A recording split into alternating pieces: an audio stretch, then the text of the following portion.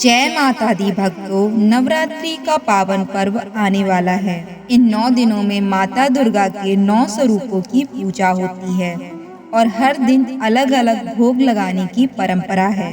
तो आइए जानते हैं किस दिन कौन सा भोग अर्पित करने से माँ प्रसन्न होती हैं और भक्तों को अपार आशीर्वाद देती हैं। प्रथम दिन माँ शैलपुत्री की पूजा होती है। इस दिन सफेद वस्तुओं का भोग अर्पित करें। दूध, दही, चावल, सफेद मिठाई, खास तौर पर गाय का घी अर्पित करना बहुत शुभ है। मान्यता है कि घी अर्पित करने से व्यक्ति सभी रोगों से मुक्त होकर निरोगी जीवन पाता है।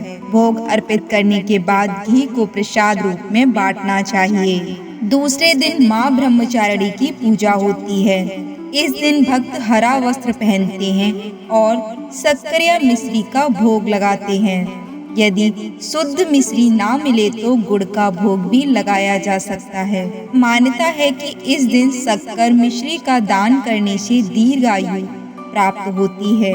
भोग का कुछ भाग प्रसाद रूप में बांटें और शेष दान करें। तीसरे दिन माँ चंद्रघंटा की पूजा होती है।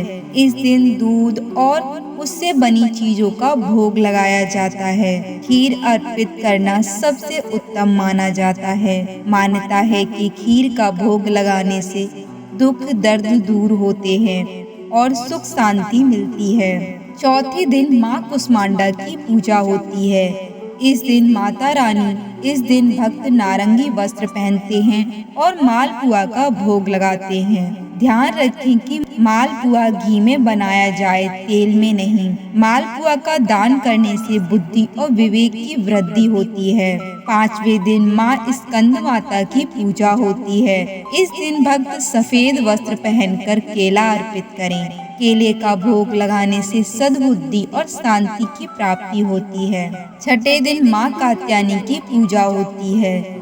इस दिन लाल वस्त्र पहनकर माँ को शहद का भोग अर्पित करें। शहद का प्रसाद ग्रहण करने से साधक को रूप, सौंदर्य, आकर्षण की प्राप्ति होती है। सामान्य दिनों में चातुर्मास में शहद वर्जित है, लेकिन नवरात्रि पर्व में इसे लेना और बांटना पूर्णतः मान्य है। सातवें दिन माँ कालरात्रि की पूजा होती है। इस दिन भक्त नीले वस्त्र पहनते हैं और गुड़ का भोग लगाते हैं। मान्यता है कि गुड़ का भोग अर्पित करने से, गाय को रोटी व गुड़ खिलाने से व्यक्ति शोक और दुख से मुक्त हो जाता है। आठवें दिन माँ महागौरी की पूजा होती है।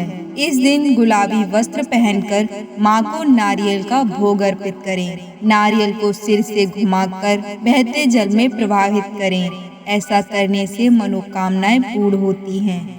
नारियल को फोड़कर प्रसाद रूप में भी बांटा जा सकता है। नवरात्रि का अंतिम दिन माँ सिद्धरात्रि की पूजा होती है। इस दिन भक्त बैंगनी वस्त्र पहनते हैं और विभिन्न अनाजों का भोग अर्पित करते हैं, जैसे हलवा, चना, पूरी, खीर, पुए। इनका दान करने से जीवन में सुख, शांति और सिद्धि की प्राप्ति होती है। नवरात्रि में प्रतिदिन दान करें। व्रत, उपवास और माँ के भोग का भी दान आपको दुर्गा माता का विशेष आशीर्वाद दिलाता है। तो भक्तों, आपने जाना नवरात्रि के 9 दिनों में माँ दुर्गा के 9 स्वरूपों को कौन कौन सा भोग अर्पित करना चाहिए और किस रंग का वस्त्र पहनना चाहिए। जय माता दी, जय मातंगी, जय जगदम्बे।